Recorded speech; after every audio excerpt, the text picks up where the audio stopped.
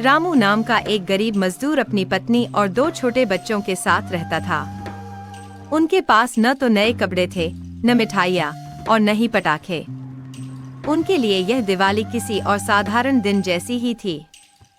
लेकिन रामू के मन में एक सपना था कि इस दिवाली वह अपने बच्चों को खुश करेगा, चाहे इसके लिए उसे कुछ भी करना पड़े। दिवाली के दिन से एक दिन पहले रामू को एक ठेकेदार से काम मिला।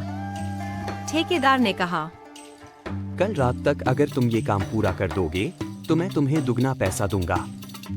रामू की आंखों में उम्मीद की चमक आ गई। उसने सोचा, अगर ये काम मैं रात तक पूरा कर लूं, तो शायद इस बार मेरे बच्चे भी पटाखे जला पाएंगे, मिठाइयाँ खा पाएंगे। लेकिन उस काम में जोखिम था। ठेकेदार ने उसे एक खंडहर में कुछ निर्माण सामग्री पहुंचाने का काम दिया था। रामू को पता था कि वह जगह सुनसान और खतरनाक थी, लेकिन बच्चों की खुशियों के लिए उसने ठेकेदार की बात मान ली। रामू ने अपने बच्चों से वादा किया कि वह अगली सुबह तक कुछ खास लेकर आएगा, जिससे उनकी दिवाली और भी खास हो जाएगी। उसकी पत्नी ने उसे चिंता से देखा और कहा, रामू, ये काम खतरनाक लगता है, लेकिन अगर तुमने ठान लिया है तो ध्यान से जाना। रामू ने अपनी पत्नी को भरोसा दिलाया कि वह जल्द ही वापस आ जाएगा। अगली सुबह दिवाली थी और रामू रात भर काम में जुटा रहा। अंधेरे में खंडहर तक पहुंचने का रास्ता मुश्किल था, लेकिन वह हर पल अपने बच्चों की खुशियों के बारे में सोचते हुए आगे बढ़ता रहा। जैसे ही वह खंडहर के पास पहुंचा, उसने देखा कि वहां कुछ लोग पहले से ही मौजूद थे। उन्हें देखकर उसका दिल जोर से धड़कने लगा। क्या ये लोग उसे रोकने वाले थे? वो लोग आपस में फुसफुसा रहे थे, जैसे कुछ गड़बड़ कर रहे हों।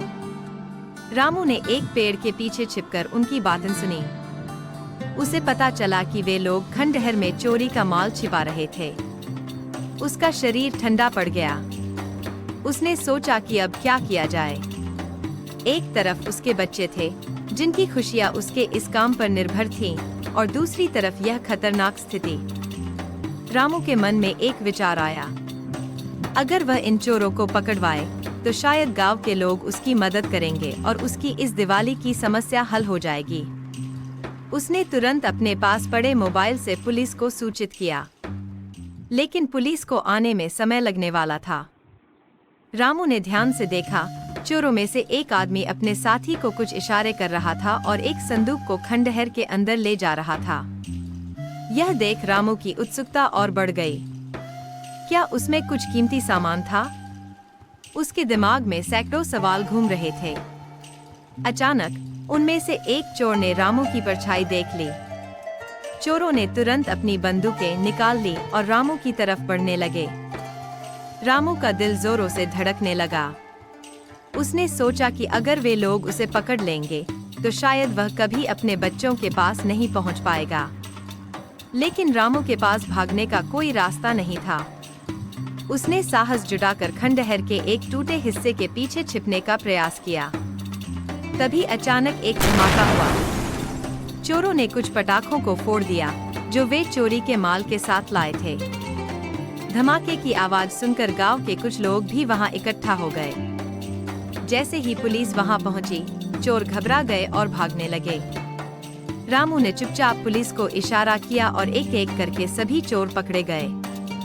पुलिस ने रामू की बहादुरी की तारीफ की और उसे इनाम देने की घोषणा की। सुबह हो चुकी थी। दिवाली का दिन आ गया था और रामू अपने घर वापस पहुंच चुका था। वह खाली हाथ नहीं, बल्कि पुलिस से मिले इनाम और गांव के लोगों द्वारा दिए गए ढेर सारे मिठाई और पटाखों के साथ घर लौटा। उसके बच्चे खुशी से झूम उठे। उनकी आंखों में चमक और चेहरे पर मुस्कान थी। रामू की पत्नी ने उसे गर्व से देखा। उस दिन रामू के घर में न केवल दिवाली की रोशनी थी, बल्कि खुशियों की भी बरसात हो रही थी। गरीब होते हुए भी रामू ने अपने बच्चों की दिवाली को खास बना दिया था।